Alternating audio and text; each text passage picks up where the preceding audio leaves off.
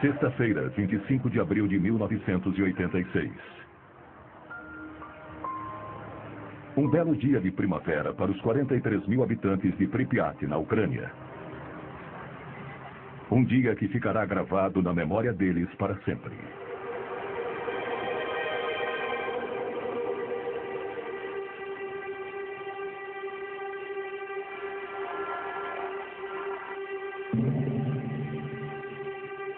A 3 quilômetros da cidade fica a usina nuclear Vladimir Ilyich Lenin, que emprega milhares de pessoas. Nesta noite, os 176 funcionários do Bloco 4 têm ordens de realizar um teste no sistema de alimentação automática de combustível do reator, que tem como objetivo economizar energia. À 1h23 da madrugada, os sistemas de segurança estão desativados e o teste começa. Uma série de explosões acontece dentro do reator. Enquanto Pripyat dorme tranquilamente, o chão da usina começa a tremer.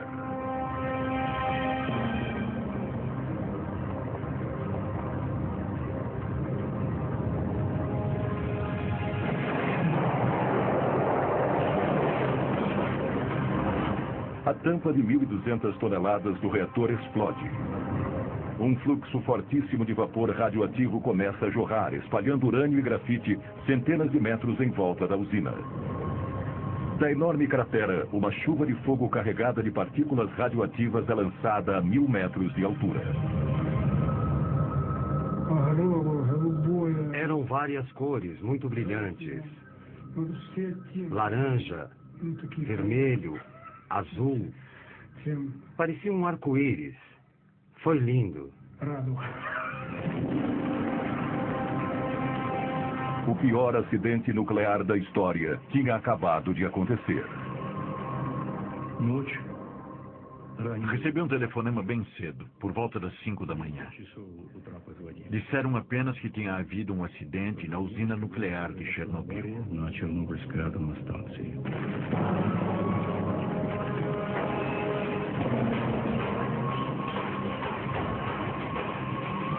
Os primeiros bombeiros a chegarem ao local não tinham o equipamento de proteção adequado.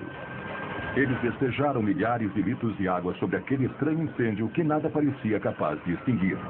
Todos foram expostos a doses letais de radiação.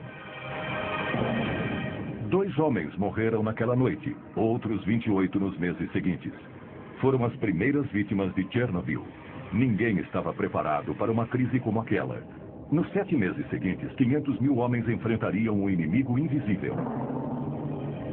Uma batalha cruel e silenciosa que ceifou a vida de milhares de heróis anônimos e atualmente praticamente esquecidos. Foi graças a esses homens que o pior foi evitado. Uma segunda explosão, 10 vezes mais potente do que a de Hiroshima e que teria destruído metade da Europa. Isso foi mantido em segredo por 20 anos, tanto pelos soviéticos como pelo Ocidente. Muitas dessas imagens nunca foram vistas antes. São fotos tiradas por jornalistas que também foram expostos à contaminação nuclear. Alguns deles morreram logo depois. Essas imagens contam a história de uma guerra secreta, cujas consequências continuam 20 anos depois, tornando o desastre ainda pior. Essa é a verdadeira história do desastre de Chernobyl.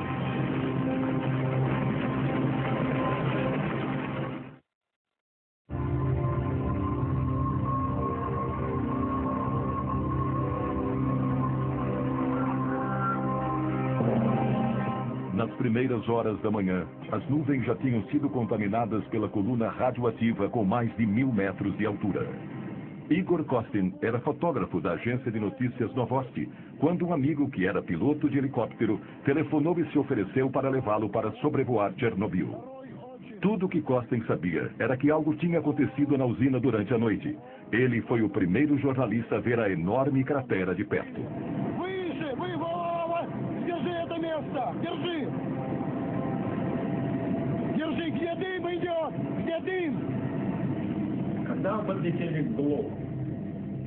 Nós nos aproximamos do Bloco 4 e começamos a sobrevoá-lo.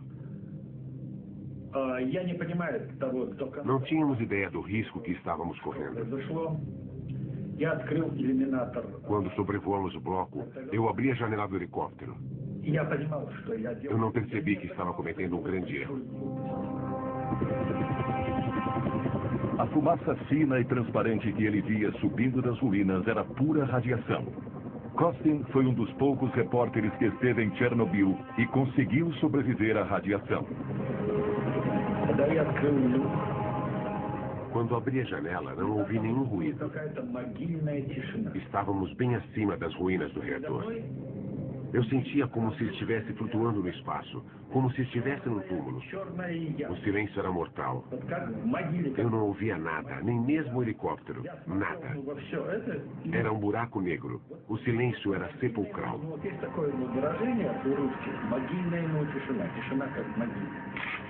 Essa é a primeira foto tirada da cratera. Depois de cerca de 1 minuto, meu equipamento começou a pifar. Não entendi o que estava acontecendo. Pensei que as minhas pilhas estavam fracas. Só pude tirar umas 12 fotos. Quando voltei para Kiev e revelei os filmes, vi que os negativos estavam escurecidos e as cores muito ruins. Eu ainda não sabia, mas as fotos tinham sido expostas à radioatividade. No centro do reator que explodiu, debaixo de 14 metros de destroços, a grafite que revestia o combustível nuclear queimou e derreteu o urânio. A precipitação radioativa seria 100 vezes maior do que a força combinada das 2 bombas atômicas lançadas sobre Hiroshima e Nagasaki. No Kremlin, 8 horas depois da explosão, Gorbachev tinha poucas informações sobre a situação. As primeiras informações que eu recebi falavam que havia acontecido um acidente e um incêndio. Não havia nenhuma palavra sobre a explosão. No início disseram que não houve explosões. As consequências dessas informações falsas foram dramáticas. Решение этой проблемы возникшей.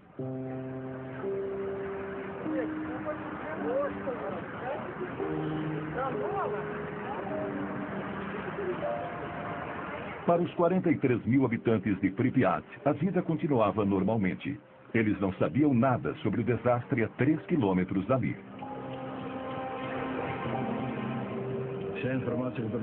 As informações que tínhamos era de que tudo estava em ordem, inclusive o reator. Quando questionei o acadêmico Alexandre, ele me disse que o reator estava em segurança absoluta, que podia ser montado na Praça Vermelha. Parecia simples como acender uma vela, como ferver água na Praça Vermelha.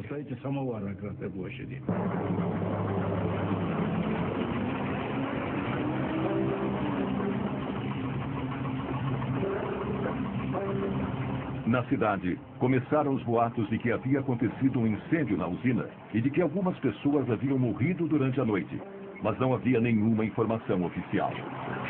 Os raios brancos nessas imagens são resultado da radioatividade no filme. As pessoas nas ruas olhavam para os soldados mascarados espalhados pela cidade sem entender. O coronel Grebenyuk comandou as tropas responsáveis por manter a situação sob controle. As pessoas sentiam um gosto estranho na boca, um gosto diferente, metálico, um gosto meio ácido. Dizem que a radiação não tem gosto. Só mais tarde é que percebemos que era o gosto do iodo radioativo.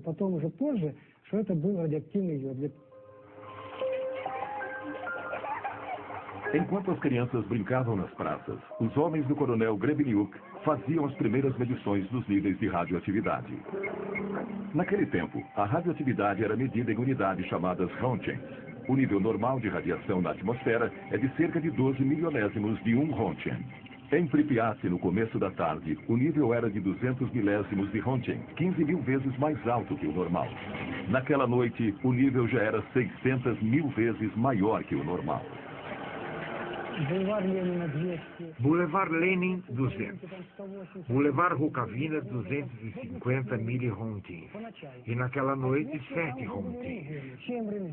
Os meus subordinados já estavam começando a achar que as máquinas não estavam funcionando direito.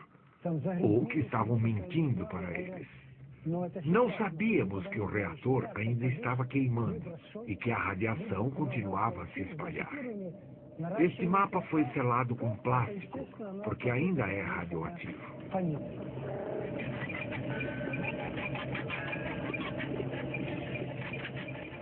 Acredita-se que o ser humano possa absorver até 2